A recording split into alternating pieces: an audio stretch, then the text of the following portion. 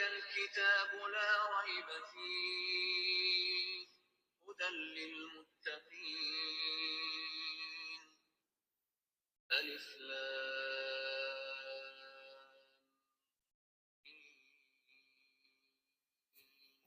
Kitab Al-Quran ini tidak ada keraguan padanya, petunjuk bagi mereka yang bertakwa. الذين يؤمنون بالغيب ويقيمون الصلاة ومما رزقناهم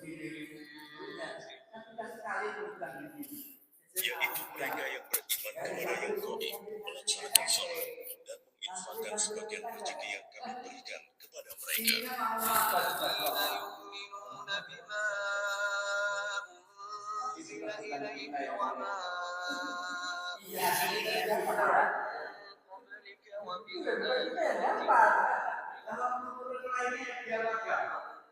Dan mereka yang beriman kepada Al-Quran yang diturunkan kepadamu Muhammad dan kitab-kitab yang telah diturunkan sebelum engkau, dan mereka yakin akan adanya akhirat. أولئك على هدى من ربهم وأولئك هم المفلحون.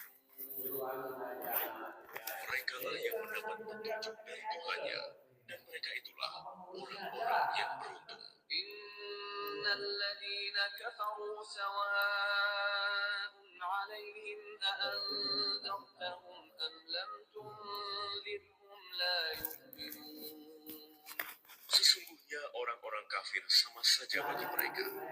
Engkau Muhammad, beri peringatan atau tidak engkau beri peringatan, mereka tidak akan beriman. ختم الله على قلوبهم وعلى سمعهم وعلى أبصارهم غشاوة ولهم عذاب عظيم. Allah telah menguji hati dan pendengaran mereka. Penglihatan mereka telah tertutup, dan mereka akan mendapat azab yang berat. ومن الناس من يقول آمنا بالله وباليوم الآخر وما هم بمؤمنين. Dan di antara manusia ada yang berkata, kami beriman kepada Allah dan hari akhir, padahal sesungguhnya mereka itu bukanlah orang-orang yang beriman. يخادعون الله والذين آمنوا وما يخدعون إلا أنفسهم وما يشعرون. Mereka menipu Allah dan orang-orang yang beriman, padahal mereka hanyalah menipu diri sendiri tanpa mereka sadari. في قلوبهم مرض فزادهم الله مرضا ولهم عذاب أليم بما كانوا يكذبون. Dalam hati mereka ada penyakit, lalu Allah menambah penyakitnya itu, dan mereka mendapat azab yang pedih karena mereka berdusta.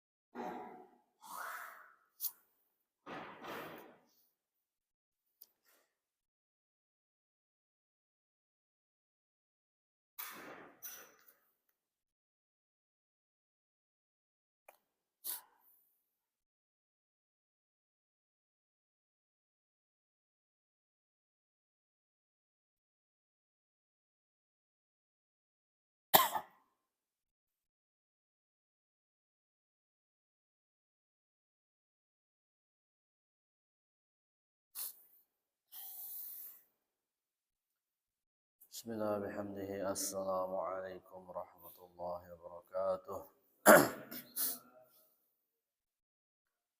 الحمد لله نحمده ونستعينه ونستغفره ونعوذ بالله من شرور أنفسنا ومن سيئات أعمالنا من يهده الله فلا مضل له ومن يضلل فلا هادي له أشهد أن لا إله إلا الله وحده لا شريك له وأشهد أن سيدنا محمدا عبده ورسوله اللهم صل على سيدنا محمد طب القلوب ودوائها وعافية الأبدان وشفائها ونور الأبصار وضيائها وعلى آله وصحبه ونفس على كل معلم نفس اللهم افتح لنا فتوح العارفين وفقهنا في الدين وعلمنا التأويل واجعلنا من عبادك الصالحين رب اشرح لي صدري ويسر لي أمري واحلل عقدة من لساني يفقهوا قولي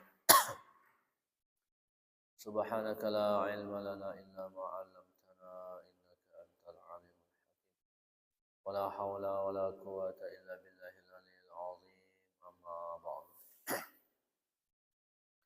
قال المصنف رحمه الله تعالى ونفعنا بعلومه وعلوم مشايخنا في الدارين آمين.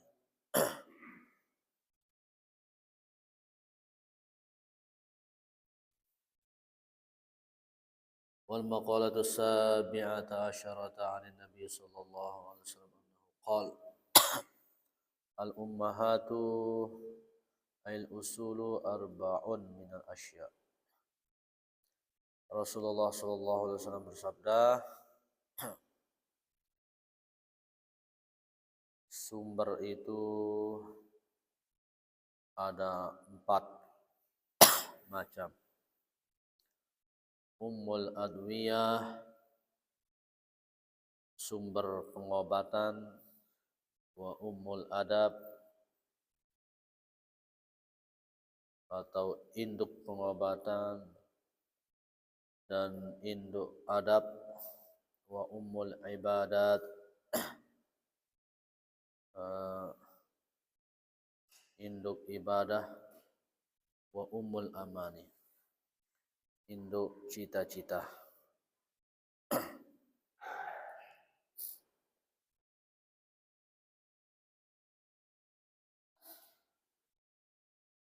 Wa ummul adwiyah qillatul aqli. Adapun induknya pengobatan itu adalah qillatul aqli, sedikitan makan. Nah, jadi induk pengobatan sedikitan makan. Benar. Orang yang sedikitan makan sehat. Sehingga Rasulullah bersabda, sumu tasihu. Berpuasalah kalian, maka kalian sehat. Dengan berpuasa banyak penyakit yang Allah sembuhkan. Penyakit banyak dalam tubuh. Jadi di antara pengobatannya ada orang yang sakit apa itu kaki, banyak penyakit yang semakin memakan yang berpiksin, semakin makan ayam kampung, sayur-sayur yang semakin terasa sakitnya. Begitu puasa, tiba-tiba hilang penyakit.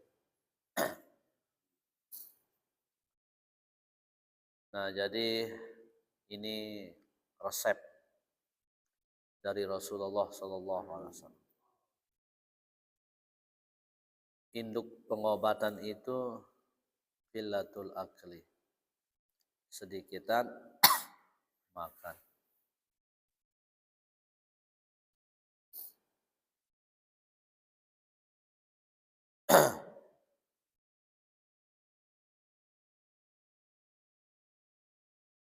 Wa ummul adab qillatul kalam. Dan induk adab itu adalah sedikitan bicara. Faqasatul kalam tampil adab. Maka banyaknya berbicara itu adalah menghilangkan adab. kita pernah membaca bahwasannya Sayyidul Akhlaq as-sumtu. Rajanya akhlak adalah diam. Tapi daripada diam jauh lebih afdal berbicara kalau itu bermanfaat. Seperti ilmu, hal-hal yang bermanfaat baik dunia maupun akhirat. Nah, induk daripada adab itu adalah sedikitan berbicara, kontrol yang tidak penting tidak kita ucapkan. Wa umul adab wa umul ibadat qillatul dzunub. Dan induk ibadah itu adalah sedikitan dosa. Artinya jaga diri dari perbuatan dosa maksiat, itu induknya ibadah. Ya, ketika mata kita ada peluangnya maksiat, jaga. Ketika lidah kita ada peluangnya maksiat, kontrol. Nah, itu adalah induknya ibadah. Dan lebih tinggi derajat orang yang mengontrol diri dari perbuatan maksiat daripada mengerjakan perintah Allah Subhanahu wa taala.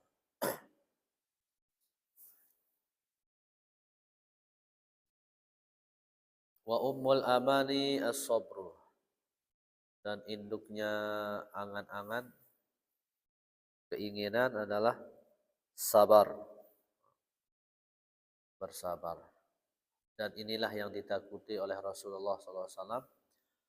Yang aku takutkan kepada kalian ada dua, sabda Nabi, yaitu tulul amal, panjangnya angan-angan hayalan, dan mengikuti nafsu.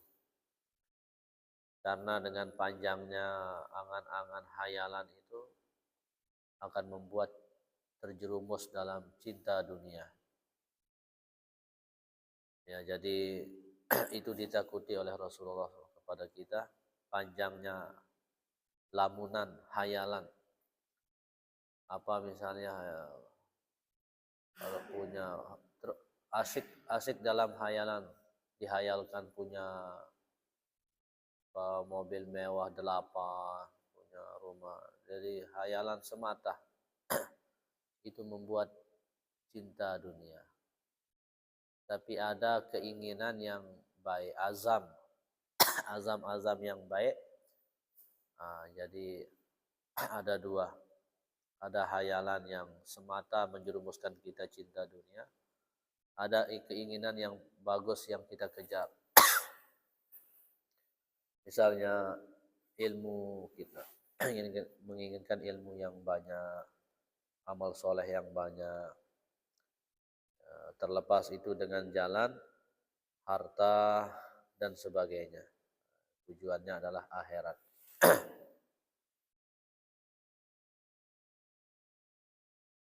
Nah, jadi itu ada 4 induk. Yang pertama, induk pengobatan adalah sedikitan makan. Yang kedua, induk ibadah adalah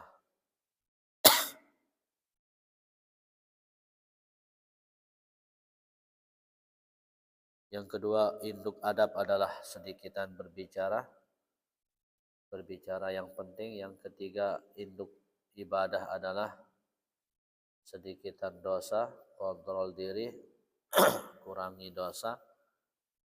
Yang keempat, induk angan-angan cita-cita adalah kesabaran. Wa huwa habsun nafsi anil jaz'i fa sabru amrun min sabri wa yuqal bisabri tanalu ma turid wa bitaqwa yulinu lakal hadid. Wal maqalatu saminata asyarata. Qala alaihi salam. Berikutnya Rasulullah SAW bersabda, arba'atu jawahir fi jismi bani Adam yuziluha arba'atu asya. Ada 4 permata di dalam tubuh manusia Jadi permata itu suatu yang sangat istimewa berharganya. Orang susah mencari permata. Sanggup orang mencarinya tidaklah banyak dan harganya sangat mahal. Jadi Rasulullah bersabda, dalam diri kita ini ada 4 permata.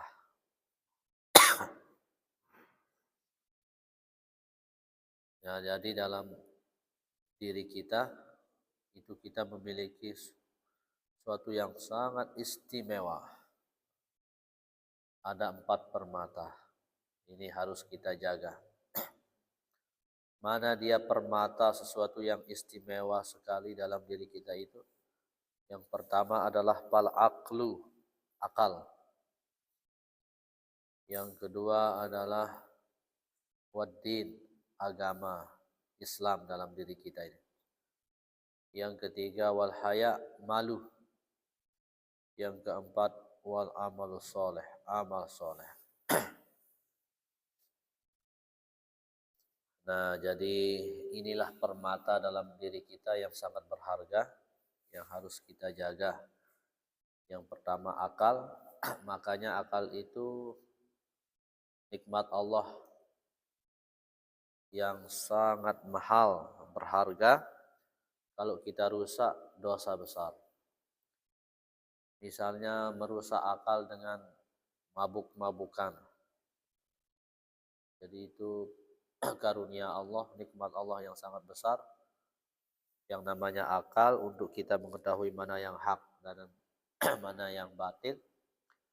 Kemudian dirusak akal itu dengan mengkonsumsi yang haram, mabuk-mabukan, sehingga itu dosa besar. Jadi akal itu permata dalam diri kita yang harus kita jaga. Cara menjaga akal yang pertama adalah menuntut ilmu. Karena kita dengan akal mengetahui mana yang baik dan mana yang buruk. Tapi kalau tidak akal ini kita penuhi dengan ilmu, kita tidak tahu mana yang baik dan mana yang buruk. Nah, jadi berakal sehat. Berakal sehat itu maksudnya adalah akal yang tidak menyimpang dengan agama. Bagaimana dikatakan berakal sehat kalau menyimpang dengan agama? Mengumpat, mencaci maki, memfitnah. Itu bukan akal sehat, tapi akal yang rusak. Nah, jadi akal ini nikmat Allah, permata dalam diri kita yang harus kita jaga dengan banyak-banyak belajar, berpikir yang baik. Yang kedua adalah dalam diri kita ad-din, agama.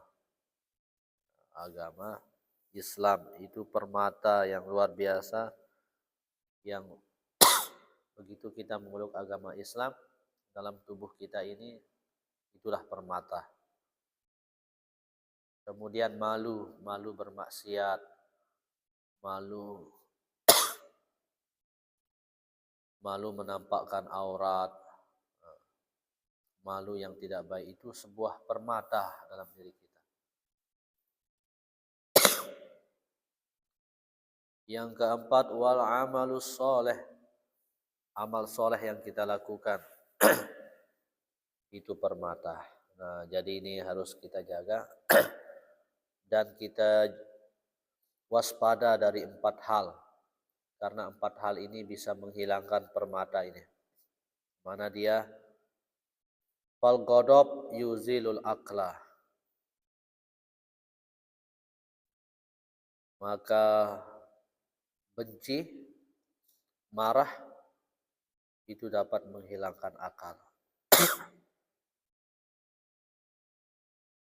Rasulullah SAW bersabda, ya Muawiyah, wahai Muawiyah, iyyaka wal ghadab, jauhilah dirimu dari kemarahan. Fa innal ghadab yufsidul iman. Karena kemarahan itu dapat merusak iman. kama yufsidus sabru al asal, sebagaimana racun yang merusak madu. Jadi yang dapat merusak akal adalah kemarahan yang di luar kontrol. Ada kan kemarahan yang dalam kontrol, ya, guru memarahi muridnya yang nakal supaya jadi baik dengan batas-batas kewajaran. Orang tua memarahi anaknya yang nakal supaya menjadi anak yang baik dengan batas-batas yang wajar. Tapi yang di luar kontrol, di luar batas, marah diiringi kebencian, inilah yang merusak iman. Nah, jadi kita marah bukan karena benci, tapi karena Allah sayang. Ada marah yang diiringi kebencian, dendam, itulah yang merusak keimanan. Bagaimana racun yang merusak madu. Nah, jadi permata akal ini bisa rusak dengan kemarahan yang di luar kontrol, dengan kebenciannya. Kemudian wal hasad yuziluddin. Nah, kita punya permata berupa agama, dan agama ini akan rusak dengan kehasatan. Wal hasad yuziluddin. Dan hasad itu dapat menghilangkan agama. Rasulullah SAW bersabda, "Iyakum wal hasad, jauhilah hasad. Fa innal hasad yakulul hasanat." Karena hasad itu dapat memakan kebaikan. Kama takulun naru al-hatabah. Sebagaimana api yang melalap menghanguskan kayu bakar. Nah, jadi agama kita ini akan rusak dengan kehasatan. Inilah yang sudah kita sampaikan, yang memang terus-menerus kita diingatkan, itulah sifat manusia yang lupa. Jadi dengan sekian kali kita membaca nasihat ini, mudah-mudahan Allah Subhanahu wa taala kemudian turunkan pertolongan kepada kita sehingga dibersihkan diri kita dari sifat hasad. Wa tama yuzilul haya. Permata dalam diri kita ini kan malu. Malu dalam kemaksiatan. Dan tamak itu dapat menghilangkan malu. Mana itu tamak? Serakah, rakus. Serakah, rakus, sehingga itu dapat menghilangkan permata yang namanya malu. Kemudian permata berikutnya dalam diri kita ini amal soleh. Amal soleh itu permata. Tapi ada yang dapat menghilangkan permata amal soleh ini. Apa itu? Wal ghibah tuzilul amal soleh. Ternyata ghibah dapat menghilangkan amal soleh. Nah, jadi ada empat permata dalam diri kita, kata sabda Nabi. Pertama akal. Akal ini kita rawat dengan berpikir positif dan ilmu, dan dia bisa hilang dengan kemarahan yang di luar batas, dengan kebencian. Yang kedua, permata dalam diri kita ini adalah agama, dan itu hilang dengan hasad, kehasatan. Yang ketiga, permata dalam diri kita malu, dan itu bisa hilang dengan tamak, serakah, rakus. Yang keempat, permata dalam diri kita adalah amal soleh, itu bisa lenyap dengan ghibah. Nah, jadi kita sangat bersyukur Allah berikan kita nikmat yang luar biasa, 4 permata dalam diri kita. Kalau ini kita ikhtiarkan dengan maksimal, mohon pertolongan Allah, insya Allah selamat. jaga permata akal, jaga permata agama, jaga permata malu, jaga permata amal soleh supaya pahalanya tidak lenyap. Nah, sebelum ada usulan, saya izin dulu.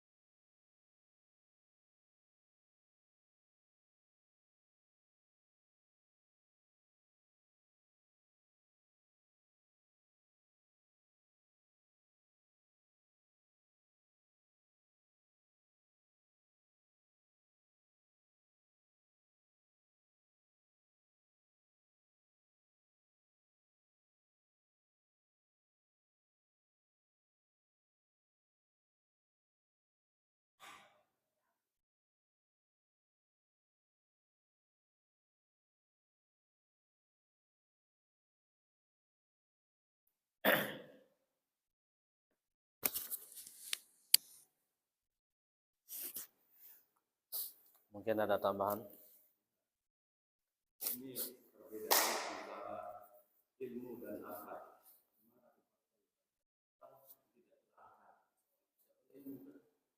Mana perbedaan antara akal?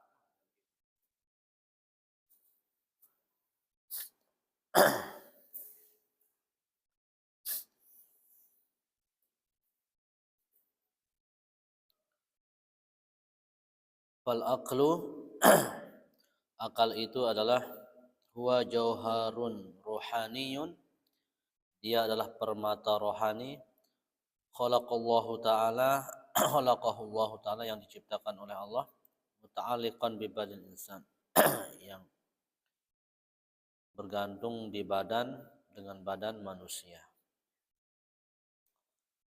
Jadi akal itu wadahnya ilmu, tempatnya ilmu. Sedangkan ilmu itu makanannya.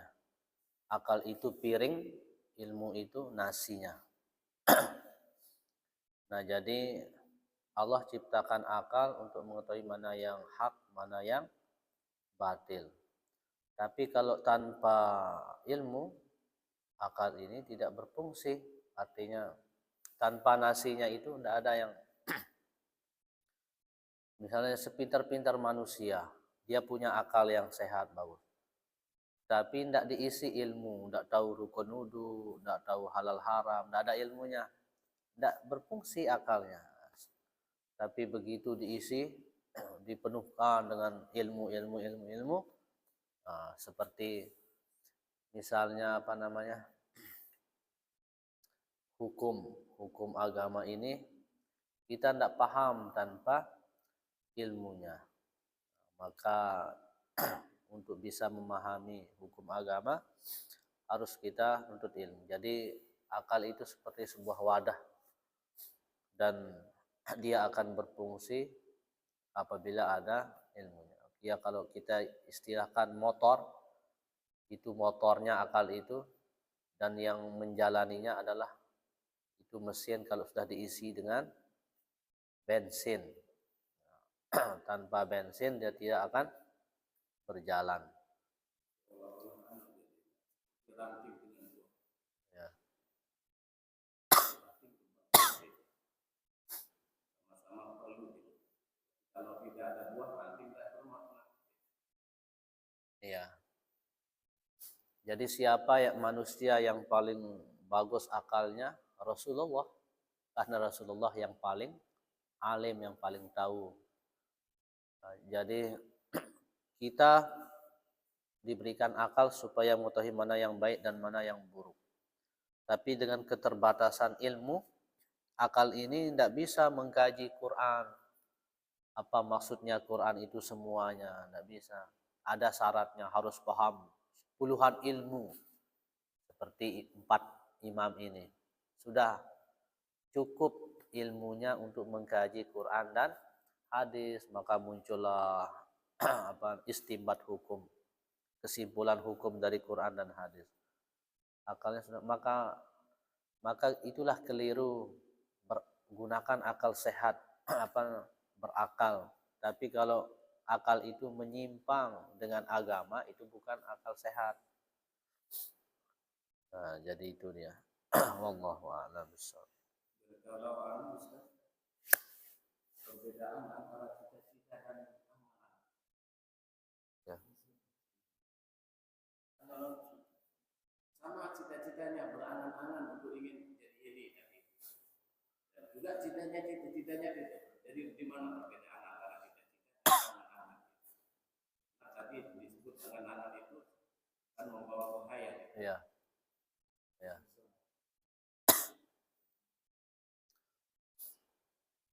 Jadi bahasa Arabnya cita-cita umni, ma umniyatuka. Begitu juga angan-angan ini sebenarnya mirip. ada kemiripan. Tapi dalam bahasa Indonesia ya beda antara cita-cita dengan angan-angan semata. Kalau cita-cita itu suatu yang positif, yang membutuhkan perjuangan yang baik. Misalnya cita-citanya dokter, sehingga sekolah jurusan IPA, kemudian jurusan kedokteran, supaya ikhtiarnya mencapai.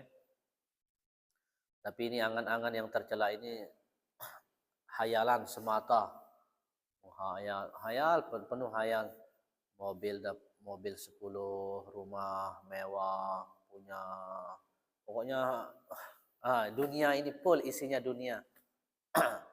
Kemegahan-kemegahan, itulah yang bahaya, yang ditakuti oleh Rasulullah, karena dengan begitu akan membuat cinta dunia. Tapi kalau azam yang membuat kita cinta akhirat, itu tidak salah. Apa azamnya? Mudah-mudahan saya kaya, saya akan bangun rumah tahfiz, akan santuni anak yatim, akan bangun madrasah. Sekali sebulan saya panggil orang miskin, orang yatim, santuni. Itu azam yang untuk akhirat. Tapi ini semata, dunia tidak akan habis, ada habisnya. Kan manusia itu dikasih 1 lembah emas, dia minta, ya Allah berikanlah saya 1 lembah emas. Sudah dikasih, ingin lagi, 2 ya Allah, lagi 1 saja. Sudah dikasih 2, mau 3. Nah, itulah angan-angan yang membuat kita terjerumus dalam cinta dunia yang sangat bahaya. Masalah kata hasad itu secara logat kalau kita lihat di Al-Quran dan dengki, tapi orang selalu menyambung dengan iri. Apakah sama itu? Ya. Iri dan dengki gitu. Selalu disambung dengan iri dengki. Apakah hasad itu juga bisa berarti iri gitu? Ya, betul. Jadi hasad itu memang iri. Tapi iri yang dibarengi dengan tidak suka. Sehingga kalau istilahkan iri yang tidak suka itulah namanya dengki. Jadi sama iri. Dengki itu iri yang tidak suka, dengki. Nah, itu dengki itu iri yang tidak suka. Orang dikasih naik jabatan, dapat rezeki berharga, dapat kebahagiaan yang baik. Dia iri dan tidak suka. Kenapa dia yang dapat? Atau ingin coba, dia tidak dapat. Atau ingin berpindah ke kita. Nah, itu iri tidak suka. Tapi kalau iri yang dibarengi dengan tetap cinta, tetap saling sayang, dan mau seperti dia dengan jalan yang baik, itu namanya ghibtoh. Saya ingin seperti dia berilmu, dapat beramal. Saya ingin seperti dia banyak hartanya, bisa menyantuni anak yatim, membangun madrasah, menyumbang. Itu ghibtoh. Yang iri dalam kebaikan dan tetap kita saling cinta. Tapi yang iri yang tidak, itulah namanya dengki. Jadi dengki itu dalam kurung iri disertai dengan rasa tidak suka kepada orang itu dan ingin nikmatnya itu hilang darinya. Jadi sama-sama iri. Seolah-olah ya, perkataan seperti hutan rimba gitu. Nah, Itu iya. Iya. Ya rimba kan hutan juga Iya. artinya kan. Seperti itu saya. Iya.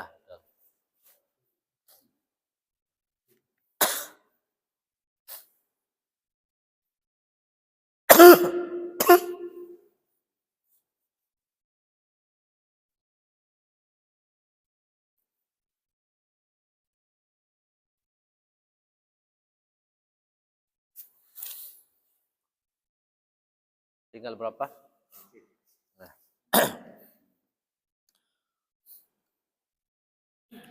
Wal maqalatu tasi'ata asyarata an Nabi sallallahu alaihi wasallam qala. Berikutnya Rasulullah bersabda, arba'atun minal khisal fil jannah khairun minal jannah. Ada 4 perkara. Ada 4 macam di dalam surga itu lebih baik daripada surganya sendiri. Surga itu sudah, kita semua merindukan surga. Tapi ini sabda Nabi, ada 4 macam di dalam surga itu lebih baik dari surga itu sendiri. Apa itu? Al-khuludu fil jannah khairun minal jannah. Kekal di dalam surga itu lebih baik dari surga itu sendiri. Jadi kita kekal di dalam surga itu lebih baik dengan surga itu sendiri. Selalu dalam nikmat. Nikmat terus, tidak ada susah, tidak ada. Wa khidmatul malaikah fil jannah khairun minal jannah. Dan pelayanan malaikat di surga itu lebih baik dari surga itu sendiri. Masya Allah. Malaikat yang layani. Begitu keinginan, misalnya kan surga itu yang tidak terlintas di pikiran, yang tidak terlintas di hayalan. Mungkin hayalan kita akan menikmati yang, tapi tidak sampai, saking indahnya tidak bisa dijangkau oleh hayalan kita. Tapi kita hanya bisa bermisal. Misalnya begitu dalam hati ingin makan durian sekejap ting, nah, dilayani oleh malaikat. Tapi bukan begitu, itu tidak bisa dihayal, saking nikmatnya tidak terjangkau.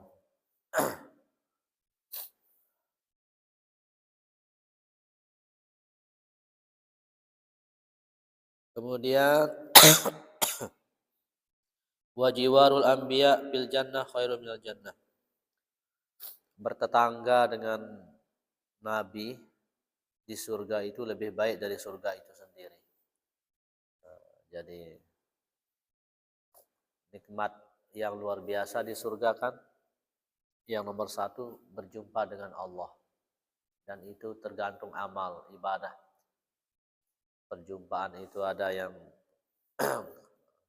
kita contohkan, ada yang sekali sebulan, sekali seminggu, tergantung rezeki tingkatan Nah, jadi begitu juga nikmat yang kedua itu jika kita melihat di situ Rasulullah Sallallahu Alaihi Wasallam berjumpa dengan Rasulullah.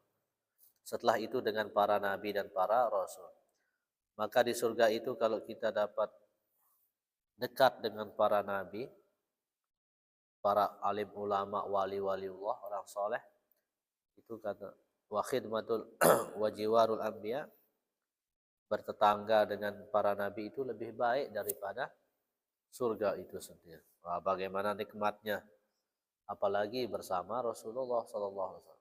Bersama nabi yang lain saja sudah sungguh luar biasa. Bayangkan kita ketemu Nabi Yusuf, Nabi Ibrahim, itu nikmat yang luar biasa. Apalagi pemimpin para nabi dan rasul nabi kita. Maka kita banyak berselawat. Waridallahi ta'ala fil jannah khairun minal jannah. Dan ridhonya Allah itu lebih baik dari surga itu sendiri. Nah, jadi makanya apa kata ulama, yang sudah tinggi derajatnya jangan cari surga, karena surga itu makhluk Allah. Carilah cintanya Allah, ridhonya Allah. Kalau sudah dapat ridhonya Allah, segalanya sudah didapat. Nah, jadi ridho Allah itu lebih baik dari surga itu sendiri. Wa arba'atun finnar syarrun minan nar. Dan ada 4 macam di dalam neraka itu lebih buruk daripada neraka itu sendiri. Neraka itu sudah, jadi mungkin di dunia ini tidak akan sesakit-sakit di dunia, tidak akan pernah bisa menandingi seringan-ringan neraka. Sesakit-sakit dunia tidak akan bisa mengejar seringan-ringan neraka. Sehingga Allah kasih kita ujian musibah, mungkin sakit, mungkin ujian musibah yang kita rasa berat sekali. Berat, tapi kalau kita pikirkan, mungkin dari ujian ini Allah hapuskan dosa kita, yang kalau tidak dihapuskan kita bawa mati, azabnya itu tidak kita akan mampu. Mungkin dibandingkan azab atas ujian yang Allah berikan kita, kalau kita tidak sabar, azabnya di akhirat itu dibandingkan ujian yang Allah berikan kita, mungkin ujian ini adalah surga. Adalah surga. Kalau kita pas kita diazab, nauzubillah, dibandingkan dengan ujian yang kita diberi, maka ujian ini adalah surga dibandingkan seringan-ringannya azab. Jadi kan Allah kasih kita ujian itu untuk menghapuskan dosa kita. Kalau kita tidak dikasih itu, terbawa dosa itu, nauzubillah, dari situ kita diazab, tidak akan mampu. Oleh sebab itulah kita berusaha sabar-sabar atas segala uji coba. Nah, jadi neraka itu udah ngeri sekali, tapi ada yang lebih buruk daripada neraka itu sendiri, yaitu al-khuludu finnar syarrun minan nar. Kekal di dalam neraka itu lebih buruk daripada neraka itu sendiri. Nauzubillah dari neraka, dan apalagi nauzubillah kekal selamanya, tidak ada habisnya. Ya Allah, bagaimana tersiksa terus, tidak ada habisnya. Nanti kan orang yang sudah yang beriman itu setelah diangkat dari neraka masuk ke surga, masih dia gosong. Masih dalam kondisi bekasnya diazab, gosong.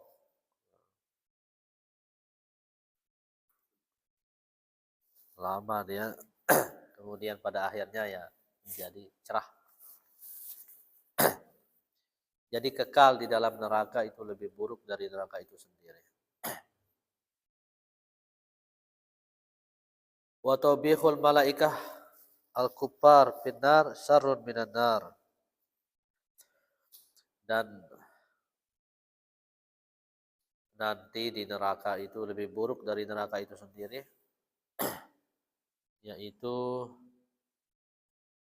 tegasnya malaikat di situ. Apa namanya, malaikat eksekusi lah. Itu lebih buruk daripada neraka itu sendiri, lebih ngeri. Wa jiwaru syaitan binar sarminan nar. Bertetangga dengan setan itu lebih baik, lebih buruk daripada neraka itu sendiri. Jadi di neraka kan ada tingkatannya. Di antara tingkatan neraka yang sangat buruk itu jika bertetangga dengan setan. Ada hadis di antara orang yang bertetangga dengan setan, para istri. Para istri. Istri yang gimana? Rasulullah bersabda, ayyumma mra'atin ja'alat lailaha qiyaman. Istri mana saja yang malamnya itu full sholat tahajud, ibadah malam, saking solehahnya ini. Wa naharaha siyaman, siangnya itu istri ini puasa sunnah, full puasa sunnah. Wada'aha zaujuha ila firasi. Istri yang solehah ini malamnya ibadah, siangnya puasa atas izin suami tentunya.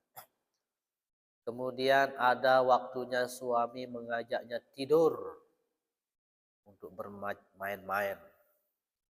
Diajak oleh suaminya tidur. Kemudian wa ta'akharat anhu sa'atan wahidatan, tapi istri ini menundanya. Ntar dululah ayah, ini lagi seru filmnya ini. Dipanggil suruh tidur, tidak mau, tanpa uzur syar'i. Ja'at yaumal qiyamah tushabu bisalasil. Di hari kiamat nanti dia akan diseret dengan rantai besi. Wal aglal, lehernya dibelenggu. Ma'asyayatin, bersama para setan. Ila asfali sabilin, di tempat neraka yang paling bawah. Ngeri sekali kan? Oleh sebab itu ini harus tahu para istri, ibu-ibu, jangan dianggap remeh. Sekarang zaman canggih, HP ini kan menarik. Jangan sampai suami yang duluan menunggu di kasur, hendaklah istri yang duluan bersiap berdandan, sudah siap sebelum waktunya. Jangan sampai suami duluan, ibu ayo kita tidur, ntar dulu ketiduran suaminya. Maka istri ini dilaknat oleh malaikat dan semua yang tersinar oleh matahari sampai pagi. Ngeri. Nah itu tidak boleh dia. Nah neraka itu yang ketiga lebih buruk dari neraka itu sendiri, bertetangga dengan setan. Yang keempat, wa ghadabullah ta'ala finnar syarrun minan nar. Murkanya Allah itu lebih buruk dari neraka itu sendiri. Jadi kebalikan tadi, kalau surga ridhonya Allah lebih baik dari surga itu sendiri. Neraka murkanya Allah lebih ngeri, lebih buruk daripada neraka itu sendiri. Jadi sehingga kita berdoa, Allahumma inna nas'aluka ridhaqal jannah wa na'udzubika min syakhatika wan nar. Ya Allah, aku berlindung kepadamu dari murkamu dan dari neraka. Pertama kita berlindung murkanya Allah. Tidak hanya nerakanya kita berlindung, murkanya Allah.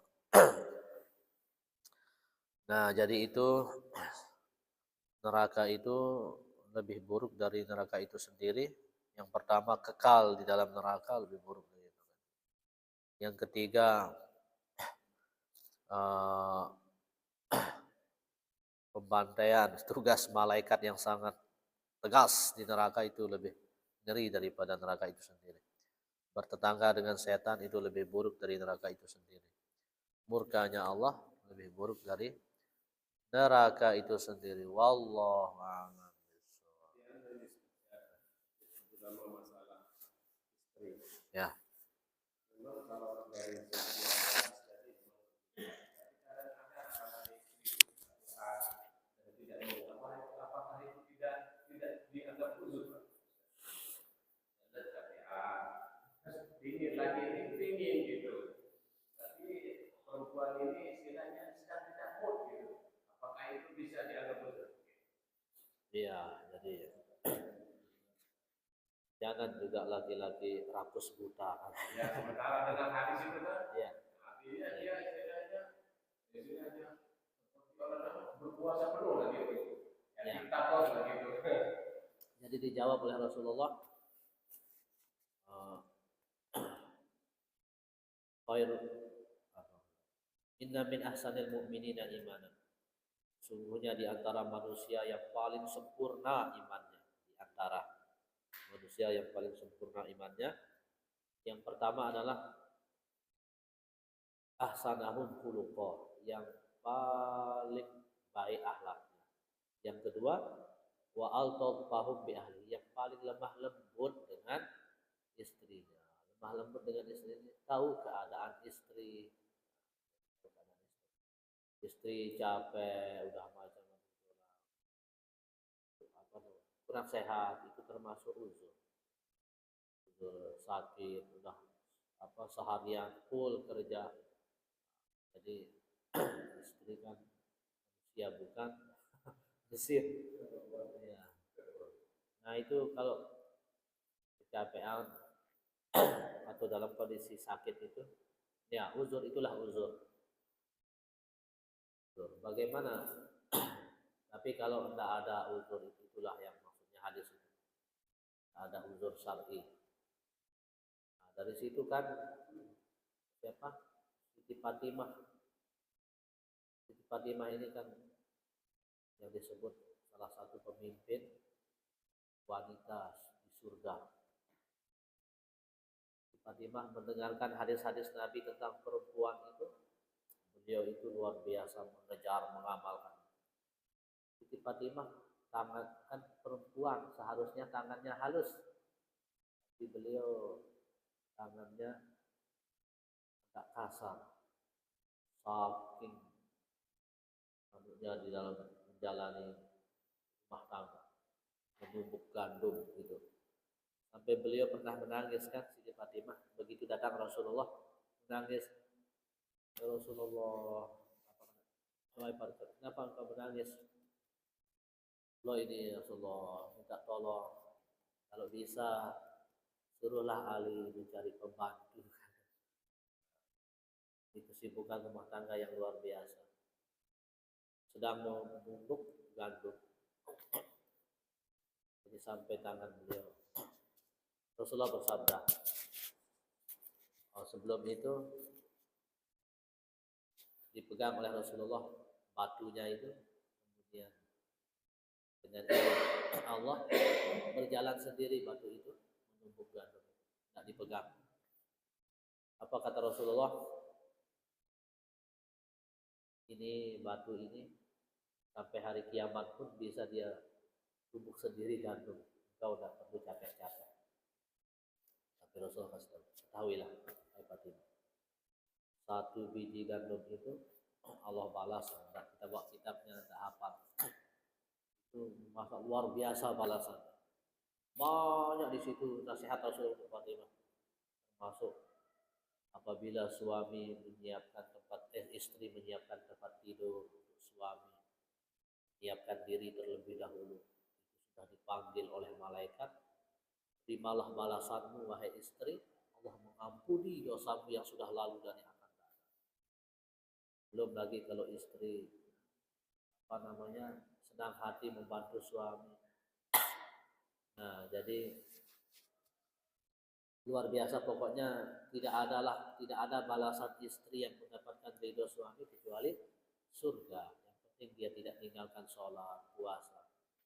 Mungkin ibadah sunnahnya 1-2, tapi dia wajibnya tidak ditinggalkan, dapat ridho suami, itu sudah prestasi terbesar. Nah, tapi begitu, ada uzurnya, sakit. Nah, Fatimah itu pernah bertanya, siapa nanti yang paling dulu masuk surga?